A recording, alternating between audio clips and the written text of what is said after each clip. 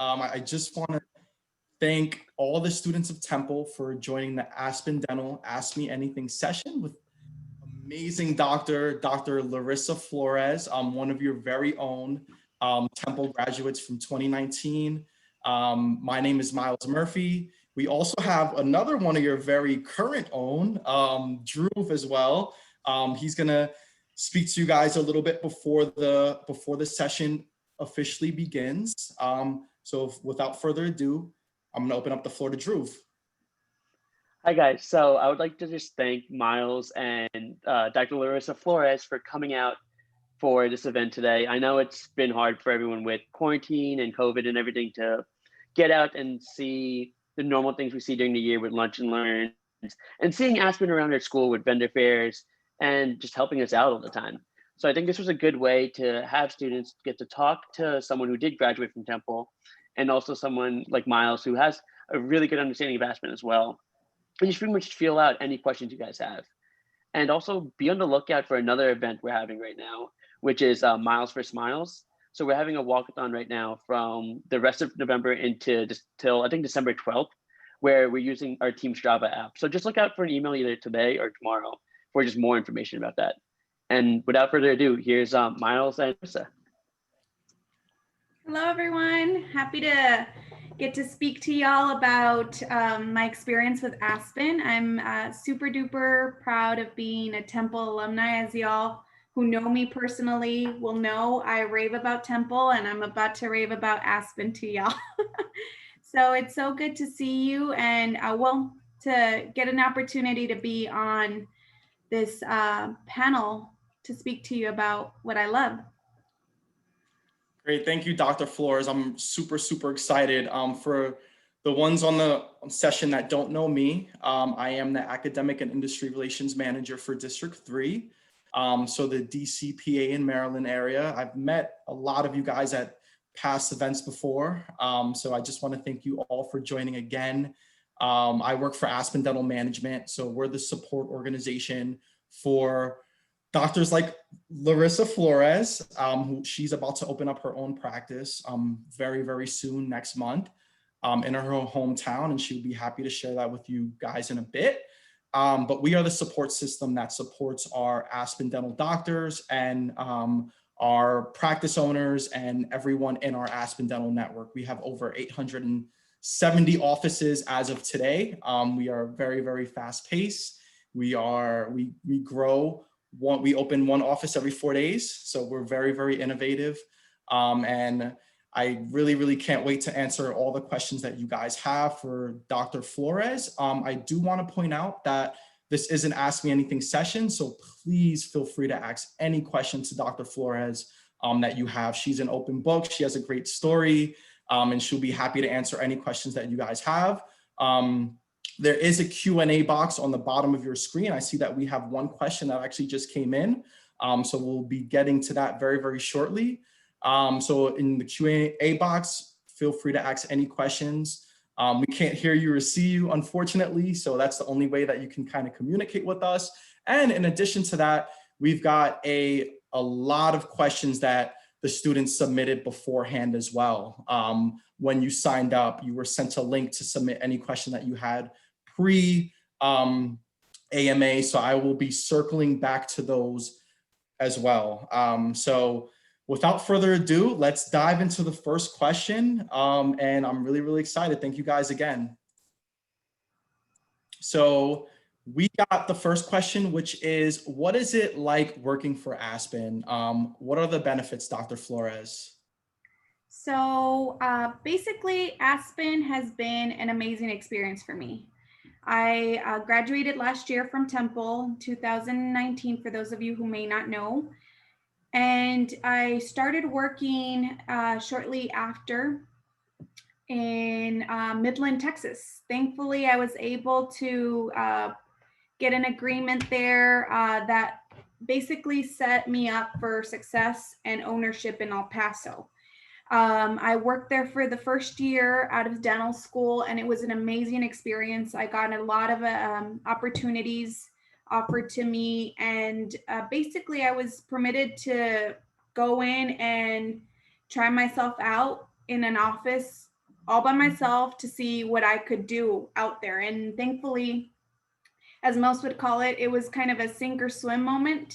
And I was able to swim and I loved it. It's been amazing. So I worked out in Midland, Texas for a year, like I mentioned to y'all, and it was a great experience. I was the MCD there, starting off pretty early after my 1 month mentorship opportunity in Odessa, Texas. Prior to that, I was made MCD in Midland.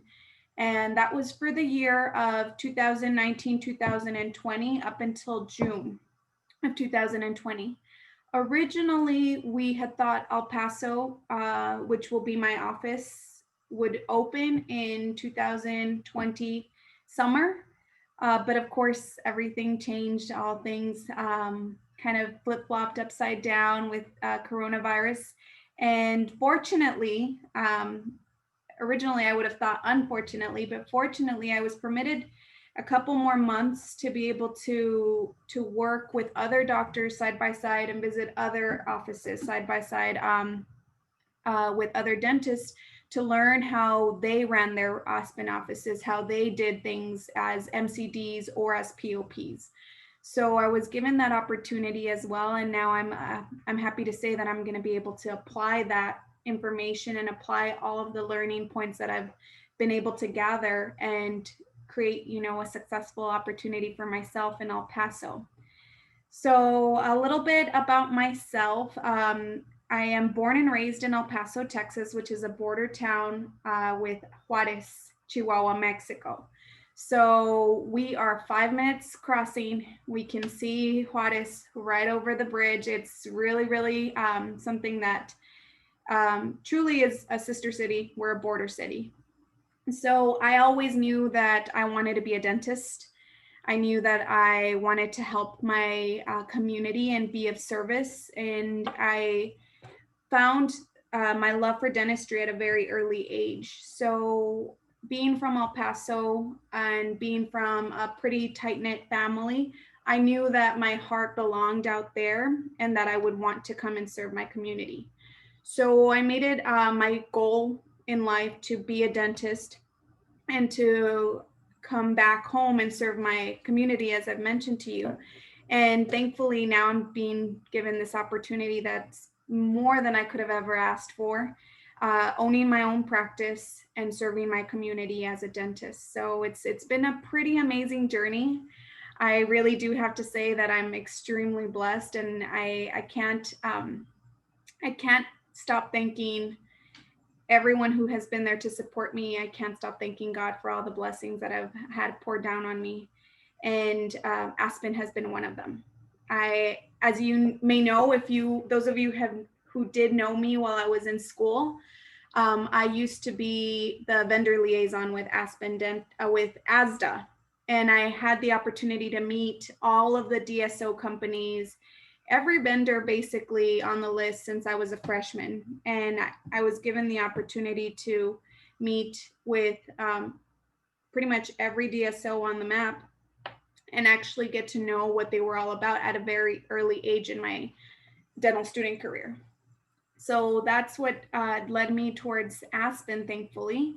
And I made great friends who were, like Miles, representatives for students to meet Aspen recruiters and give you a little bit of information on what Aspen life was really like. And I was able to see it the more I conversed with them, the more that I had an opportunity to, be surrounded by them in these events that I was planning. I realized I really love the culture in Aspen. I really love that, you have a community of dentists that are wanting to serve, which in my heart has always been the greatest desire, to be of service. And with autonomy more than anything, and an opportunity to own, which being from a family that has never been a professional, has never gone through professional school. I'm the first one in my family actually to get a bachelor's degree. I knew I wouldn't have the same opportunities that maybe some of my other classmates had in owning if their families came from dentistry, if they had family members that could open up doors for them in owning or ownership. And I always wanted to own, but I never thought I could. And when I came across Aspen, I realized this is my opportunity. This is how I can own a practice with the backing, with the strong backbone and support of a company that has a name that is recognized. There's over 800 offices all over the United States of America. People know Aspen. And I knew that if I could put my service out there, and if I could put my name out there and treat people with the kindness and respect and service that they deserved, I knew that I could make an amazing story with Aspen. So thankfully I was given that opportunity, and I was able to, take off and actually get an opportunity to own early on in my career. So that's a little bit about me. I know I went a little bit deep into that question that you asked, Gabby, and I appreciate you asking the question. As to benefits are basically, you get pretty much health insurance, you get a 401k, you get an opportunity, of course, any dental work, it's on the house. And if you are interested in getting vision, life insurance, all of that are offered benefits that you can have.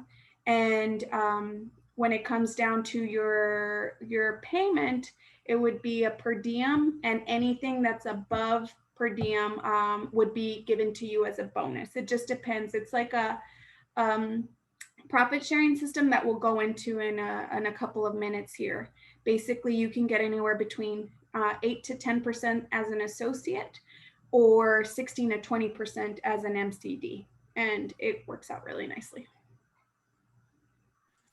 Great. Thank you, Dr. Flores. You probably have the most inspiring story that I've heard, since I've been with Aspen Dental. And it's always great for you to share and kind of give back to the students with that amazing story that you are on the verge of opening your own practice in your hometown a year after you graduated, right? Like that's a record here at Aspen Dental.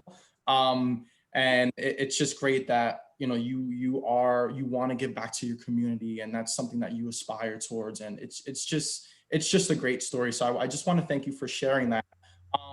Yeah. And based off of what you mentioned regarding the compensation, without going into numbers, if you can kind of touch the surface a little bit on what that looks like. I know that you did mention the profit sharing plan as well, which is pretty much half of your compensation. So if you want to kind of touch base on the other half, and what that means to you when you were like making your decision, that'll be great.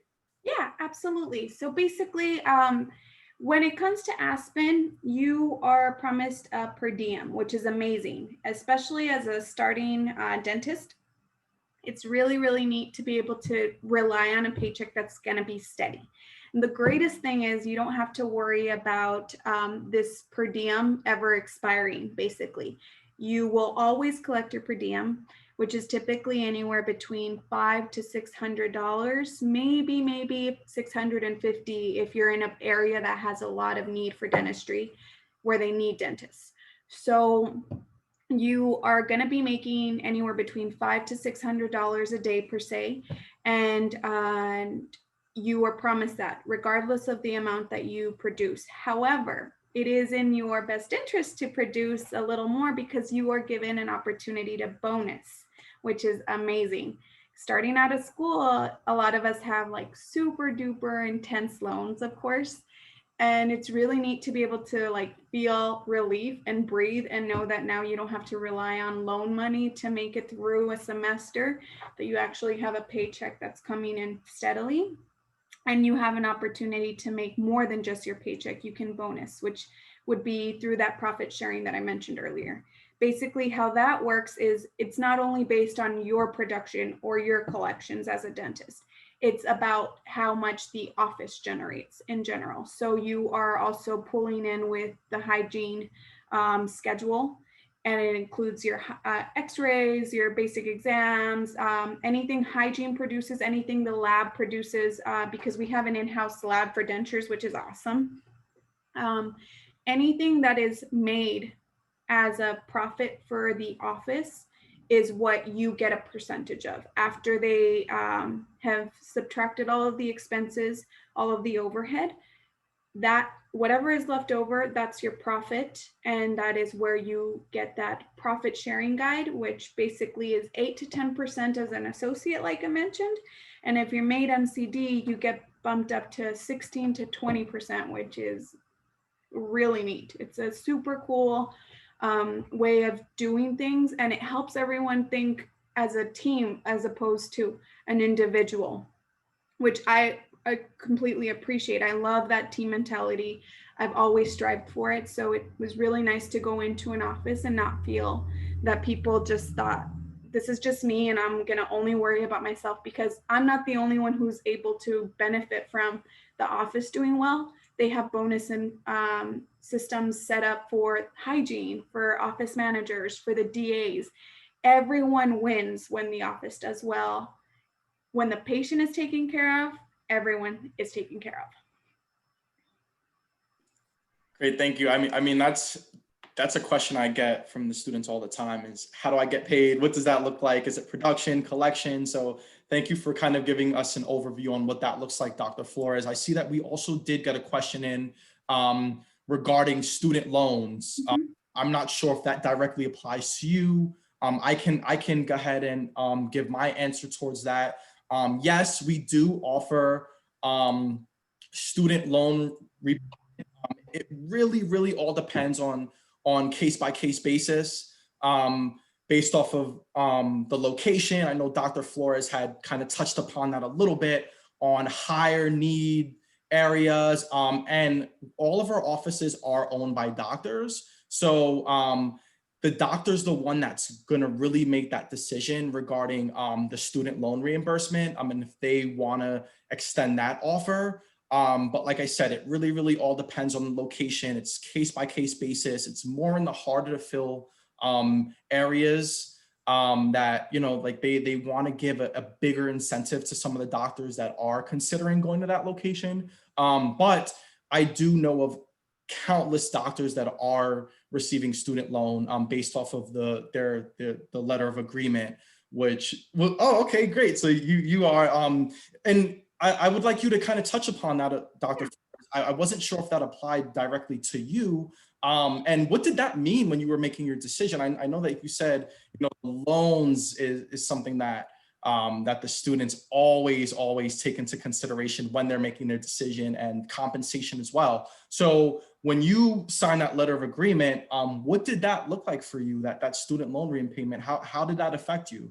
So basically, I was very fortunate. The area that I was signing on was in dire need of dentists, and they offered me loan repayment portion. So basically, I got offered pretty large amount of loan repayment. It didn't cover all of my loan, but it covered a substantial amount, like 1 year's tuition per se.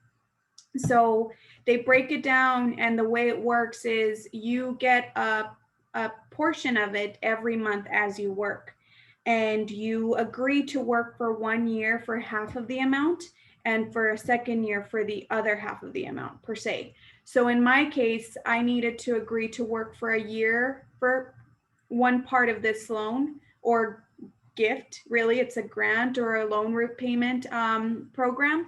And if for whatever reason I was not fond of Aspen, I wasn't feeling that it was something that I could work through, you're always given the opportunity to step away if you're not happy, which I love. It's not a contract that you're signing. You're signing an agreement to work, and you're signing an agreement to be on the same page at all times, basically. And if you don't see eye to eye, you don't have to stay. You are not forced to stay. You're not forced by anyone to stick around, which I think that's one of the main things I was looking for in my contract. I wanted to be able to be given flexibility. knowing that if this isn't for me, I don't want to be tied down to a 3-year contract, because I knew dentists that had signed on and lived miserable lives working for as an associate for a private dentist. And unfortunately, they had to wait 3 years or they were going to be in violation of their contract. So I knew that was one of the main things I was not going to be signing into. I wasn't going to be signing my life away into a corporation that I wasn't sure I would see eye to eye with.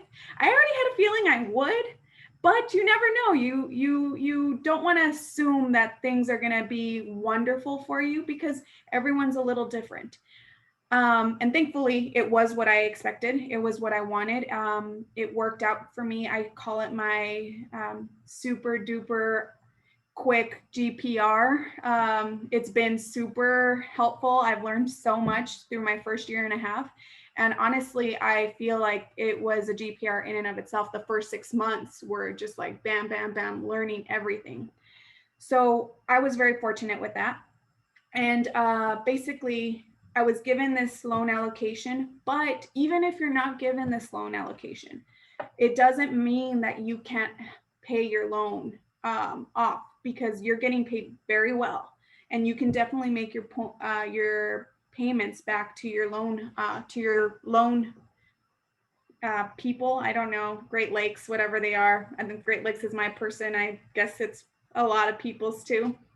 But anyways, you can definitely make your payments. You're getting paid pretty well, more money than I've ever made, that's for sure, and more than likely more money than a lot of us have ever made. So thankfully, it's something that even if you don't get loan repayment allocation, it is an option if you're going to an area where it's needed, where dentists are needed, but it doesn't mean that it's not a good way to pay off your loans. It's an excellent way to pay off your loans. If you are working, you're going to be getting a steady paycheck, like I mentioned, and you're going to be able to pay off your loans a lot faster than if you are in an area where in the beginning in general, some offices will be paying 30% of your production or your collection sometimes.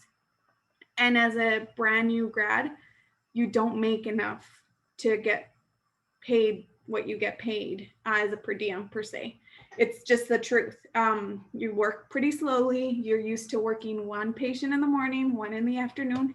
If you got smart, you started working on 2 patients in the morning, 2 in the afternoon. And that was just to build your skill, build your speed. But in reality, many of our cluster faculty didn't want us to be doing that. So it's not something that we were really allowed to do or really were capable of. And now with COVID happening, it's even harder. So I definitely think that going into one of these offices, knowing that you're going to be working at a faster pace, you're going to be given an opportunity to learn so much more than what you learned in dental school, and really treating it as a GPR, except for you get paid. It's really nice. Oh, that's great. And it's great that you kind of touch upon that, because I know now with COVID, we're in kind of a weird time. Like I said, I personally know of a school that isn't actually in clinic. You know, the D4s are kind of like freaking out. They're like, I'm not going to be ready to graduate and start helping patients. So, you know, a lot of them are on the fence of doing a GPR or going right to work. So I like that you mentioned that. I also like that you mentioned what a letter of agreement is at Aspen Dental. And we don't refer to it as a contract. We refer to it as a letter of agreement. So you're not locked in for a specific amount of time. There's a non-compete as well. And it was a question that came in about, you know, the contract and what you were looking for, et cetera. So I think that you did, you know, touch upon that. So I also see that we got another question that came in regarding treatment planning. And I think this is really, really important for you to touch upon, Dr. Flores, because this is a big concern for a lot of students coming out, whether they're able to kind of come in and do their own treatment plan, or do they have a doctor just, you know, overseeing them and kind of making that big decision for them. So it says, I recall you said that each practice is owned by an individual dentist. does Aspen encourage certain treatment plans, or does the dentist get to decide the treatment plan? What is your personal experience on that, Dr. Flores? So I know this is one of the things I was super duper concerned about, because you hear nightmare stories about DSOs. Unfortunately, there are a lot of DSOs out there that do expect you to follow a treatment plan based on what was given to you by a senior dentist, and you may not see eye to eye with it. And fortunately, that's not something that I've ever had to deal with. Anytime I feel that I am, first of all, I was very fortunate. I got to make pretty much all of my treatment plans. But when I have been in offices where the treatment plan was made prior to me being there to help out, as I mentioned to you a little earlier, I have done a lot of traveling in the last 4 to 5 months, helping out different offices and getting an opportunity to learn from other dentists and learn from other office managers and see what their office environment is like. So in the moments that I've gone and worked on someone else's treatment plan, if there's anything that I didn't agree with or I didn't feel comfortable doing, in no way, shape, or form was I ever even given the hint that I was expected to do something that I was not willing to do or wanting to do. So that's something that I've always been very, very mindful of. Everyone is different in dentistry. Dentistry is such a subjective topic, and we really have so many different ways to get to the right answer, because there is no right answer. There's different treatment modalities, and every dentist has their own way of treating the same thing.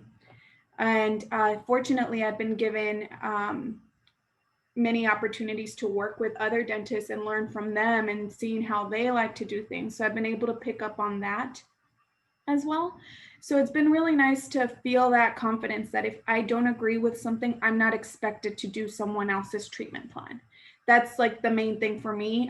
When I was signing my agreement, that was something that I made sure that I was 100% certain that that wasn't going to be something that I had to deal with. And I had friends who had signed on, with Aspen, fortunately, very close friends of mine. And I felt comfortable enough asking them the tougher questions and knowing that they wouldn't lie to me, that they wouldn't tell me that they were doing all of these things that were rainbows and butterflies. They would tell me, there's things that, that are good and that are bad, but the good always outweigh the bad. And that is absolutely what I have found. Thank you, Dr. Flores. I don't know if you've heard of this saying before, but a lot of doctors like to say that you can put 3 different doctors in a room and you'll get 6 different treatment plans. So more. right. So it's plans myself. So it's great that you have that clinical autonomy, especially coming out as a new grad and kind of getting acclimated to creating your own treatment planning, and having that trust in creating your own. So it's great that you did mention that, and it's super relatable to all of the students, because a lot of them have that concern. I see that we got another question that came in regarding specialists. Does Aspen have specialists to whom certain cases have to be referred, like implants, molar, root canals, etc.? What is your experience for that, Dr. Flores? So fortunately, we do have specialists that we can refer to. We don't have to refer anything. If you feel comfortable with a procedure, you are welcome to do anything that you are capable of, anything that you feel comfortable with. On the other hand, which I find great, is we do have specialists that do travel to your office. If you're fortunate enough, you have an oral surgeon, an endodontist, and they travel to your office once a month at least. Some offices require 2 days, depending on the need for that treatment specifically. But for the most part, they attempt to have an oral surgeon or an endodontist coming to your office once a month, to whom you can refer implants, crazy extractions that you may not feel comfortable or up to, or sedation cases, which a lot of times the vast majority of us going into general dentistry are not going to want to put ourselves through IV sedation courses. It's pretty tenacious. And if you have someone who has gone through an MD program with OS, 6-year program, why not refer that case specifically to them for them to do the sedation? Because you'd be surprised, a lot of people want to be under sedation when they're getting their third molars out, or when they're doing a full mouth extraction, or even when they're getting implants. So thankfully we do have specialists. I personally thought I would do my own endo, and then I came into the real world and I realized, oh God, it takes me 3 hours to do molar endo, and I have other patients that I want to see. And is it something that I really find like love of? No, I enjoy a simple, straightforward case, but not a 3, 4, 5 canal molar, to be completely honest. So thankfully, I'm able to refer to someone that is visiting my office, and they take care of it for me on a particular day of the month. And we just, any referrals of molar endo that I want to do for my endodontist, I go ahead and place it on that day, whatever given day of the month it is. And we basically stack their treatment. We stack their schedule full of treatment that maybe I'm not comfortable doing.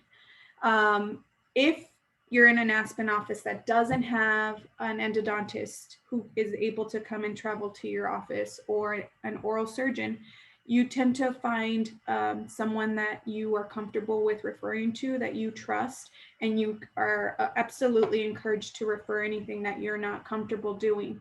But you're not forced to refer anything. You don't have to refer anything that you're comfortable, that is in your wheelhouse. Great, thank you, Doctor. Wanted to jump into a question that we received beforehand when the students were able to sign up and submit some questions that they had that came top of mind. This one is regarding mentorship. I just want to keep reiterating it. These are some questions that I'm hearing from all of the students, and mentorship is super, super important for them, especially in these times that we are in now. They want that backbone. They want that full range of support when they begin their professional career. So it was a question that we received that was, for new incoming dentists, what mentorship opportunities are provided to continue their growth and education? If you kind of want to touch upon that, what did your first 3 months or first 6 months look like, your onboarding? What did that look like, and how did you get that support that you were looking for? So basically, the main thing that I always suggest to anyone coming out of dental school, even during dental school, make sure that you're transparent with your desires, with your goals, and that you voice them, because there's no way anyone's going to be able to read your mind on what you desire or what you are in need of when you're practicing. So my main thing was my desire to be an owner in El Paso, specifically El Paso, Texas. So I was super vocal about it from the very beginning. I let them know this is what I would like. This is what I aspire to do. And it was extremely helpful to be transparent and be vocal about it. I know I have friends who have been very vocal about being mentored. If mentorship is something that you desire, you need to let that be known, so that you're placed in an office where the doctor there enjoys mentorship, wants to be a mentor, wants to train you, wants to teach you all of the things. And if you are into, implant placement, they'll find someone that'll coach you through implants. They place implants and they'll coach you through it.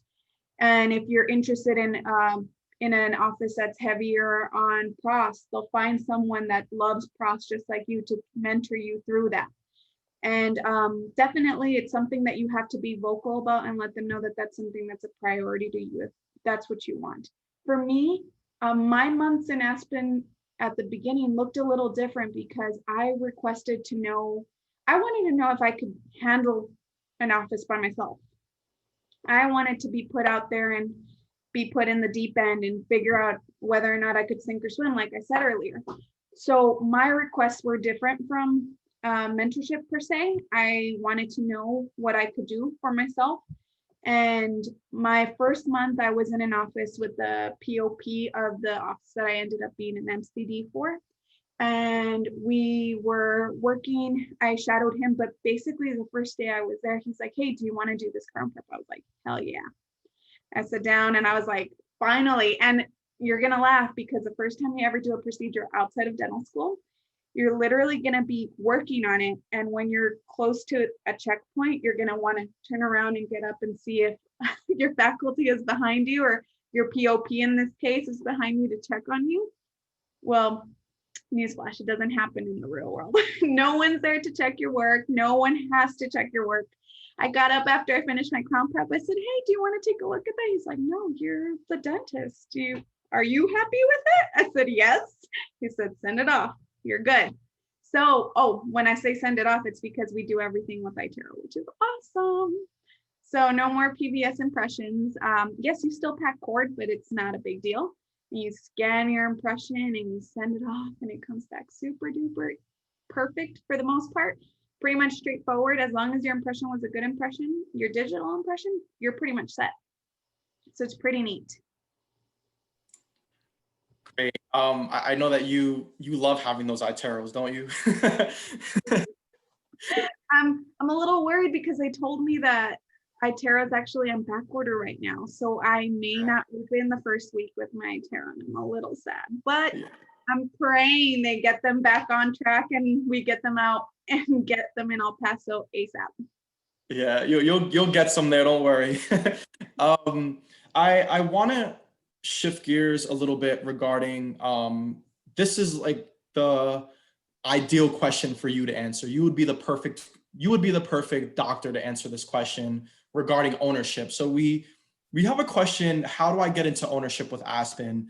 I want to couple that with another question that we got regarding the career path. So obviously, like you've been through it, right? Like within your young career, right? Like over just only under a year and a half. What does that career path look like with Aspen Dental, and how does that transition to the ownership piece of it? So basically, we were speaking about this earlier. I kind of had a very different route to ownership, and thankfully I was given this opportunity to own at an early dental age. So basically, the way it worked out for me, my path of ownership looked like, as a sophomore, I started planting seeds of ownership for myself. I started reaching out to the right people, meeting the right people, thankfully.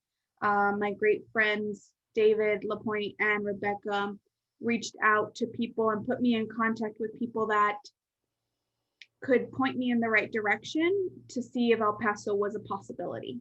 So that's what my path to ownership looked like. I was able to meet the right people up top and start meeting people on the real estate team, on the marketing team. I went all the way up to Dr. Judge, who is a clinical chair, and I had the opportunity to meet Bob Fontana, who is our CEO. So these are all things that I set up in dental school, and I was able to meet these great people as a junior and a senior in dental school.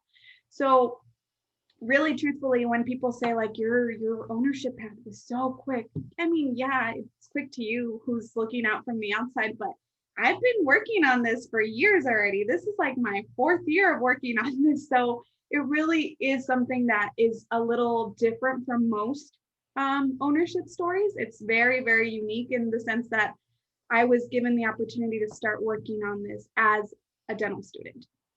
However, most people will find, that their path to ownership is more like you start off with the company and you work as an associate for 2 to 3 years, maybe.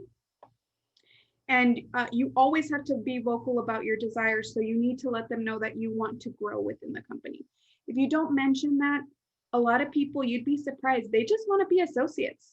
So if you don't mention that you are looking to grow, there's no way for anyone to know that you're not just looking for an associateship.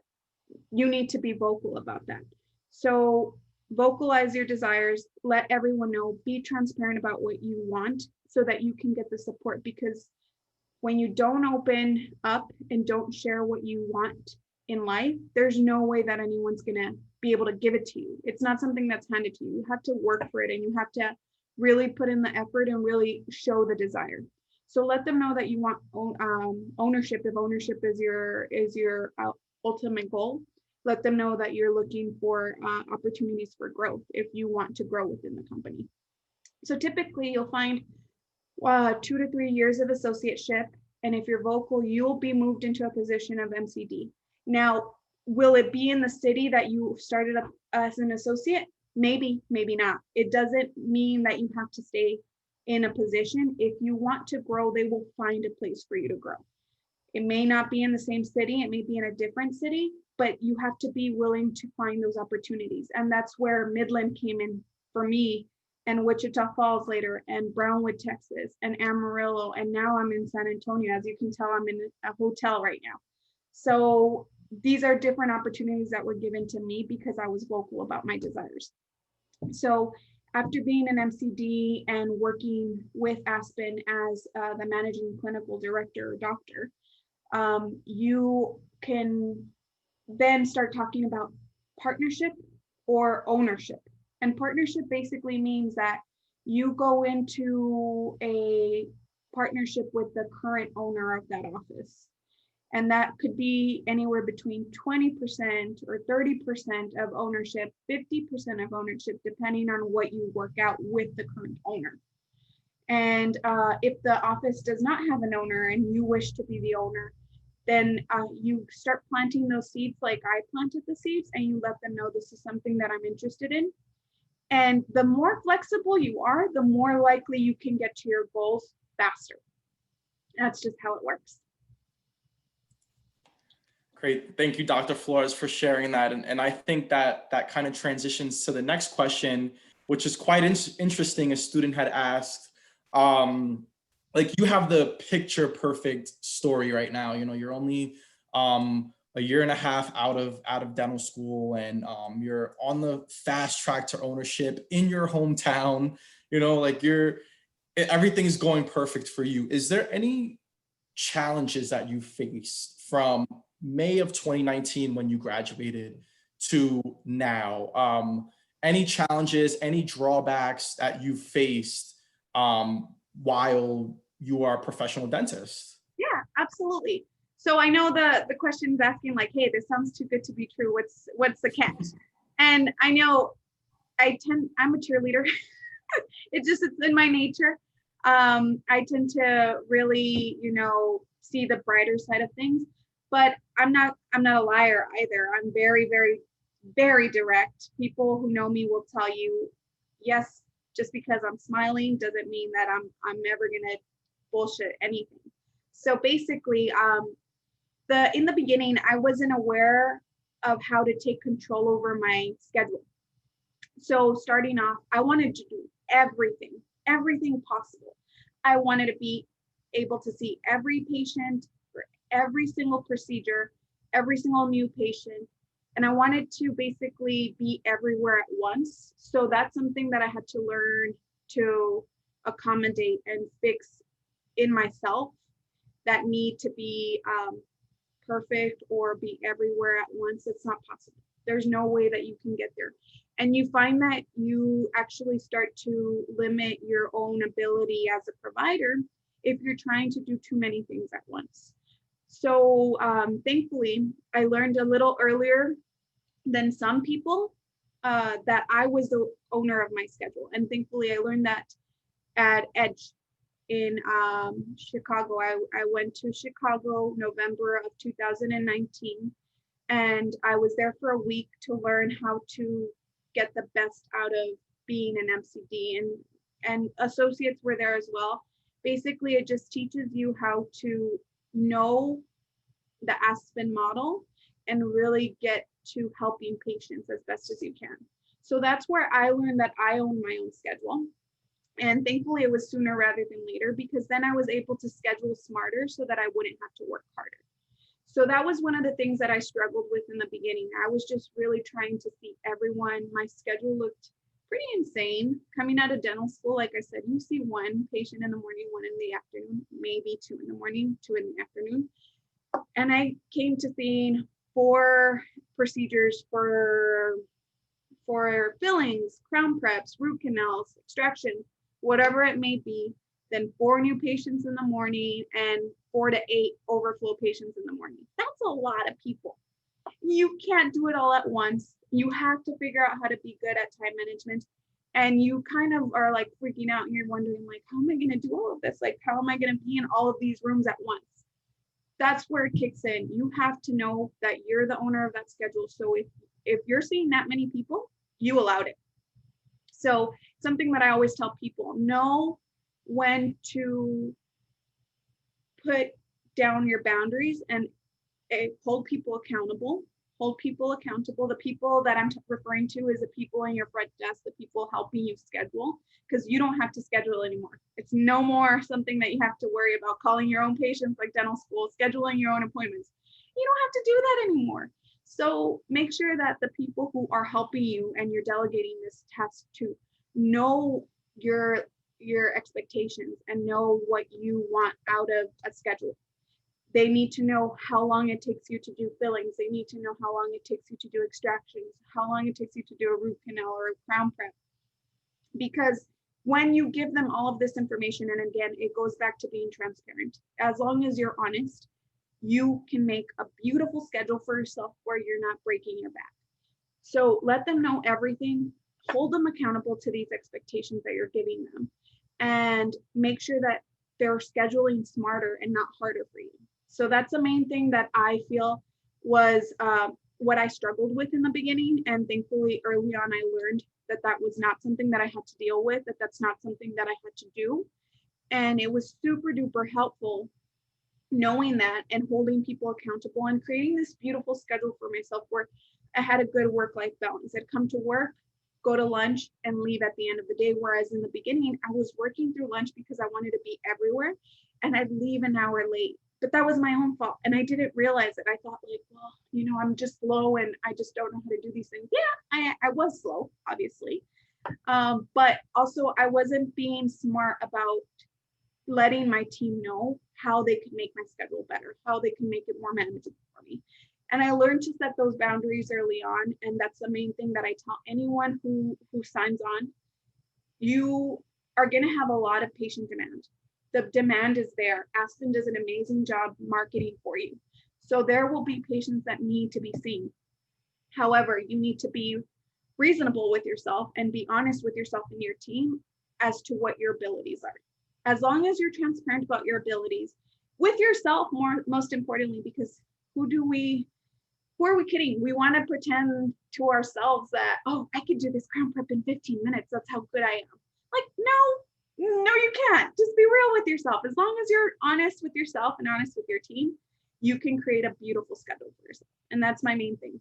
That's the main thing that I struggled with in the beginning. And thankfully, I don't struggle with that anymore. Is there a day where things don't go as beautifully planned or they're not executed down to a T? Yes, that's just life. When you're a dentist, you know, sometimes you get a no-show or sometimes you get 3 emergency patients walking in and they're all swollen. So there's no way that you're going to be able to send them away because you're not in the business of sending people off in pain or swollen. So you find where areas and you let your team know also, these are the exceptions that we can make. Like, we're never going to let someone come in here and leave in pain. That's not something I'm willing to do. And they all know that if someone did come in pain or swollen, we're staying maybe a little bit later because we're going to help this person out. But everyone's on the same page with you. And as long as everyone knows we're all a team and our team is to be there for the patient, you're in good hands. You're all set. Thank you, Dr. Flores. It's interesting because it's great to hear both sides of the spectrum, right? Like, you have this amazing story, but it's only realistic to have challenges and to have struggles. As you said, like, you're scheduling your schedule. So I like that you gave us that insight. We got a question that came in. I'm not sure if I understand it correctly. It says, is there generally more of a need in urban areas like El Paso or rural areas like Central PA? I know that question can mean either a need for doctors or a need for patients. No, I think I understand it. I think I Okay. understand the question. So if you don't mind, Miles, I'll take it on. And you can, Yeah. whoever wrote this question, if I didn't answer it, you can reach out to me and I can fill you in a little bit better if I don't answer it. But basically, urban areas tend to have less of a demand because obviously you're going to find more dentists in an urban area than a rural area. So there definitely is more of a demand in areas like Central PA where people have to travel hours to see a dentist. So when an Aspen opens in an area where there is not a dentist in a mile radius that people have to drive hours to get to the nearest dentist, that is where there is the greatest demand. And that's where that community needs servicing. So if you are willing to go out to these communities where they're in dire need of service, you can be very successful just because you're going to be the doctor that everyone around there goes to. So I think that's one of the main things that I've learned. Obviously, I wanted to be in an urban area, and it just so happens that my hometown is El Paso, which is a city of over 800,000 people. And thankfully, no Aspen had gone there, and I was able to, work my magic and get people to see the lovely El Paso and see what it was for, and notice that there was a market there that was in need of an Aspen and an amazing dentist, if I can toot my own horn. So I just feel that if you're aware of these things and obviously there's going to be more of an opportunity if you're in an area that doesn't have very many dentists. And in my case, even though my city is urban, there aren't very many dentists in West Texas. There is a large demand. So look it up, find a city where you know there will be need.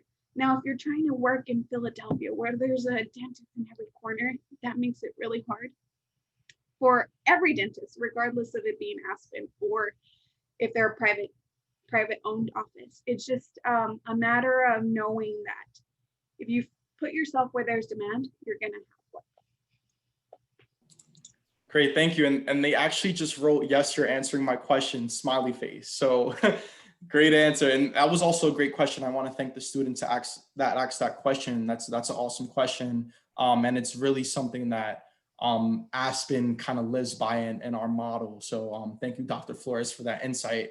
One question that we received was, and I'm sure you can answer this question as well. Do the owner clinics have different names to them, or are all the clinics are known as Aspen Dental? So you're opening up yours.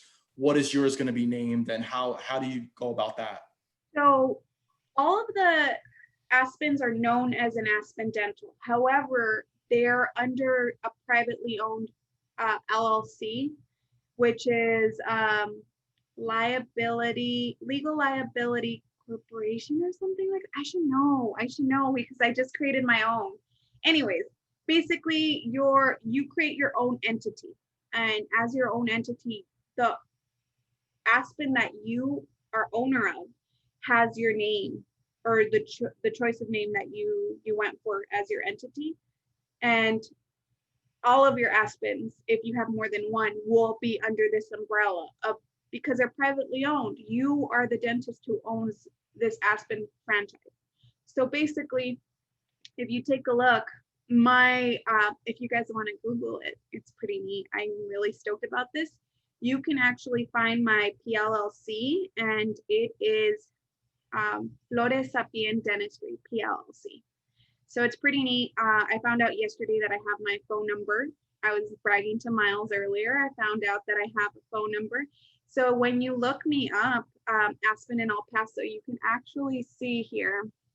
I don't know if you guys can see this, but anyways, right there. You can see it. I can see it. Flores Sapien Dentistry, PLLC, and my phone number for my new office. So it's pretty exciting stuff. That's awesome. Congratulations again. That's a limited. Whoever corrected me, limited liability corporation. Thank you. Yeah. Awesome. That's great that you're on the map already before you even open your doors, right? So that's what marketing does for you. Aspen marketing is amazing. People are already asking me, hey, I found your office. Oh, when are you up here? And I'm like, hey, in next month. That's awesome, Doctor. So we have a question that's quite interesting as well regarding, would you be allowed to have your own events outside of the office, like providing care, or just to schools? Would Aspen help you set up events? Oral hygiene instructions to schools, right? That's what you meant?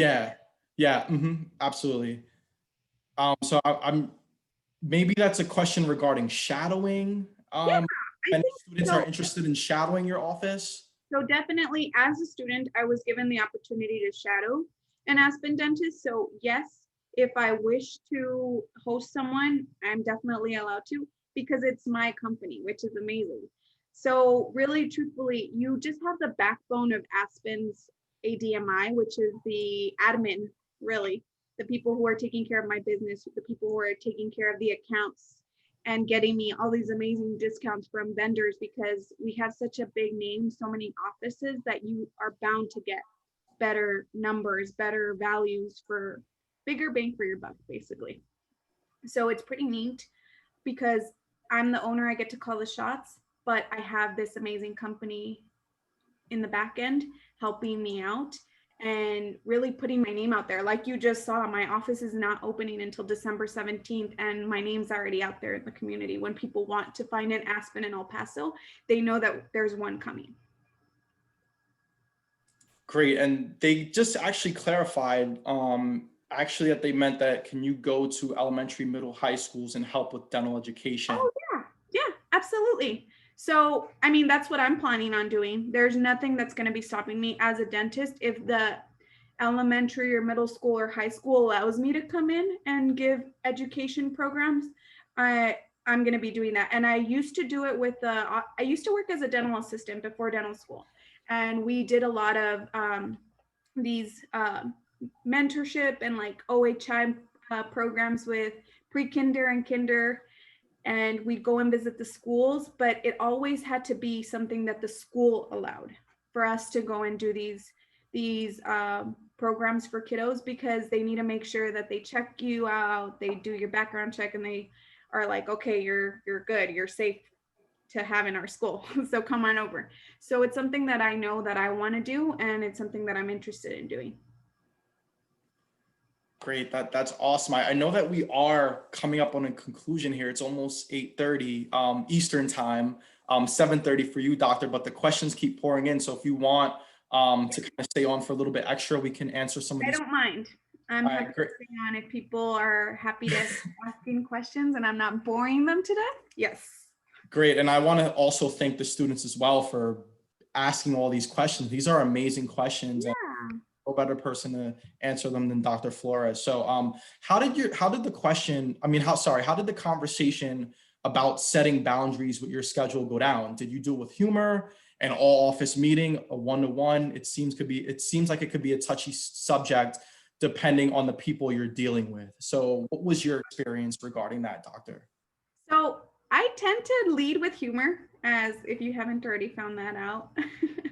But I'm also very direct, so people know that when I'm telling them something, I mean it. So they don't tend to take it lightly, even though I say it with humor, thankfully. I can't say that that works out for everyone. And like you said, it can seem like a touchy situation, and it really all depends on who you're speaking to.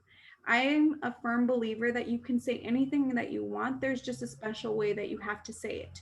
And everyone will hear it differently depending on the way that you say it.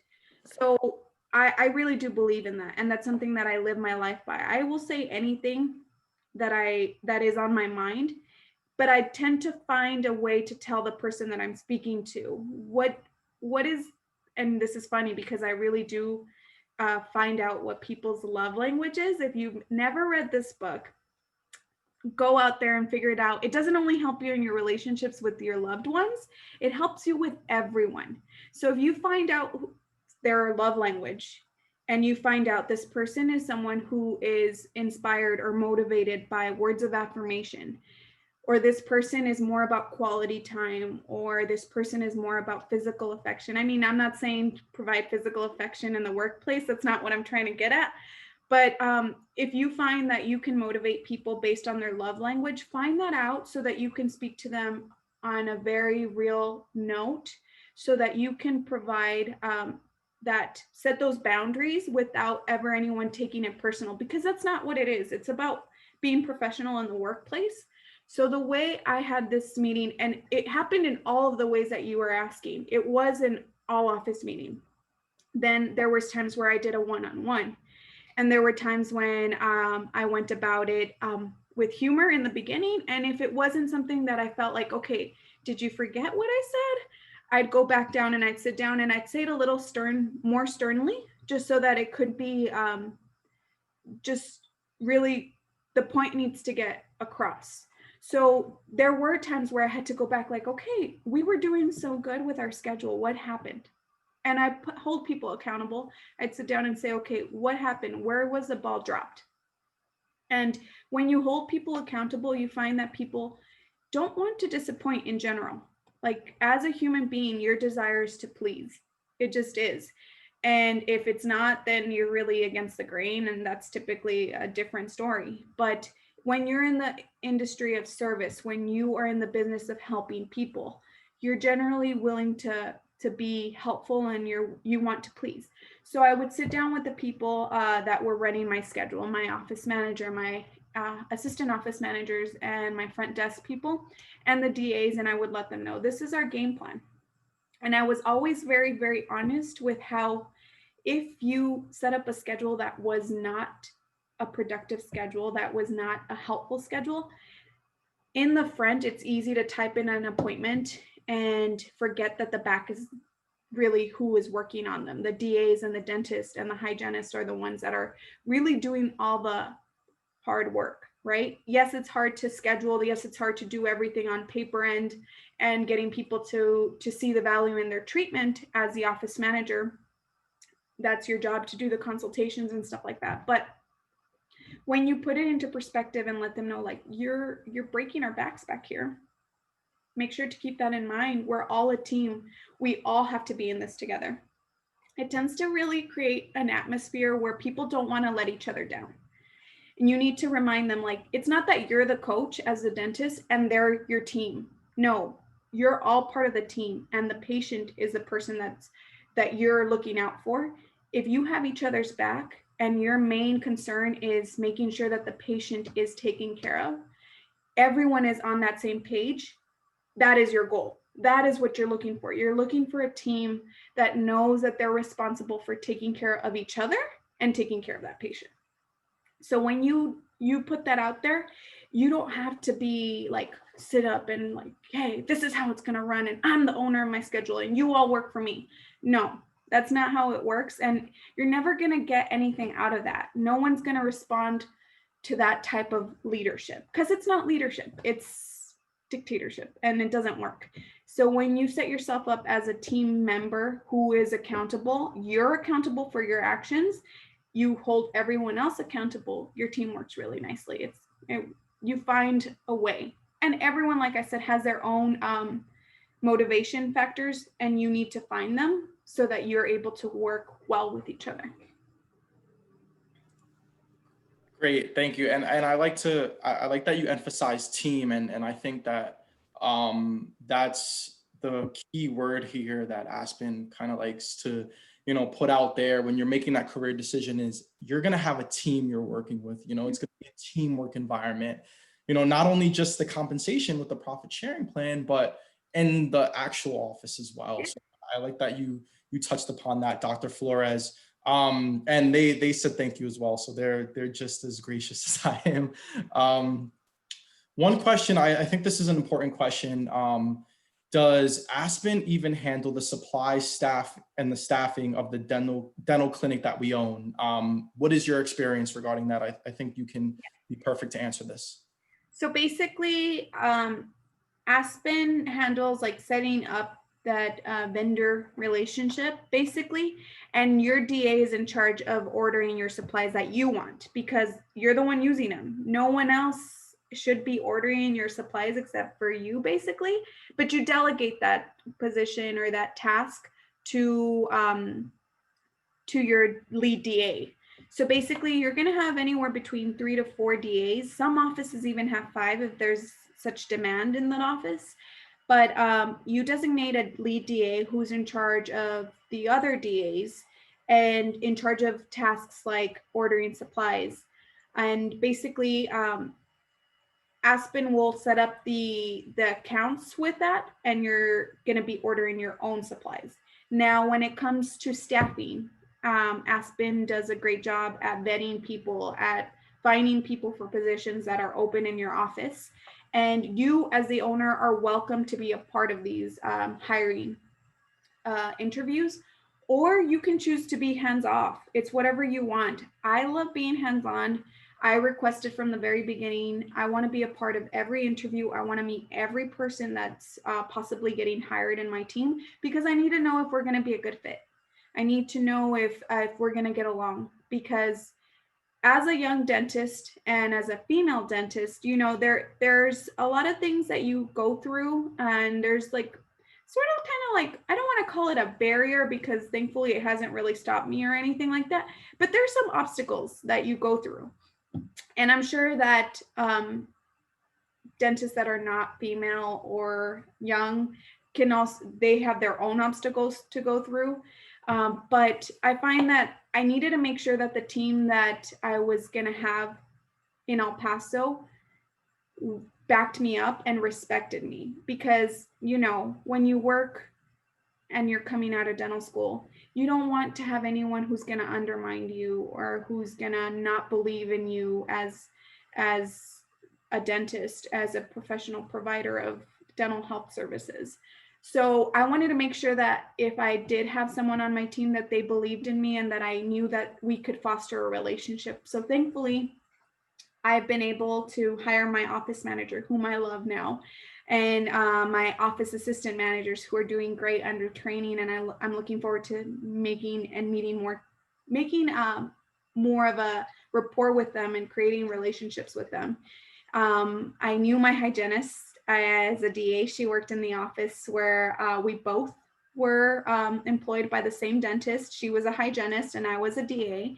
And I had told her back then, like, hey, when I come out of school, I want you to be my hygienist. And thankfully she accepted. So I'm like thrilled about that. So I know we're going to work super well together, because we have worked well together in the past. And it's just something that I was super duper like strong pointed upon. Like, this is something that matters to me.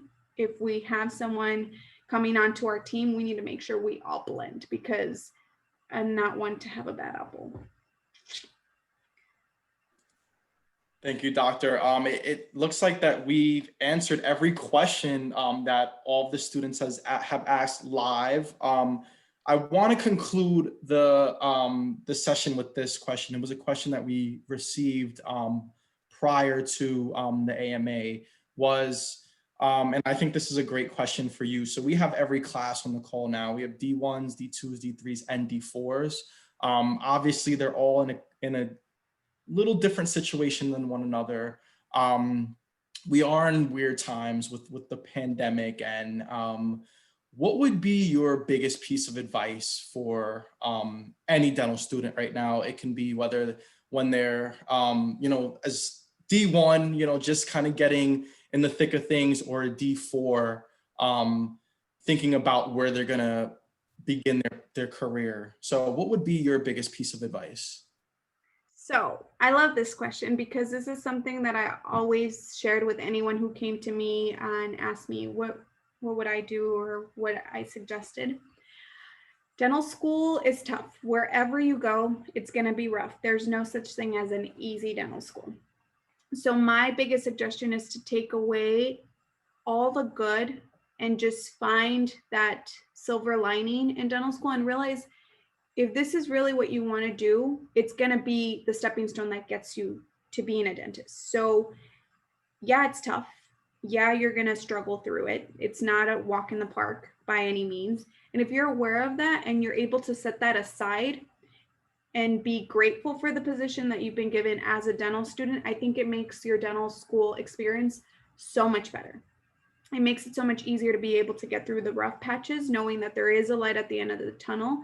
And there is a moment where you're going to come out victorious. You are going to be a dentist. You're going to be able to provide services for the people in your community or in the community that you wish to work at.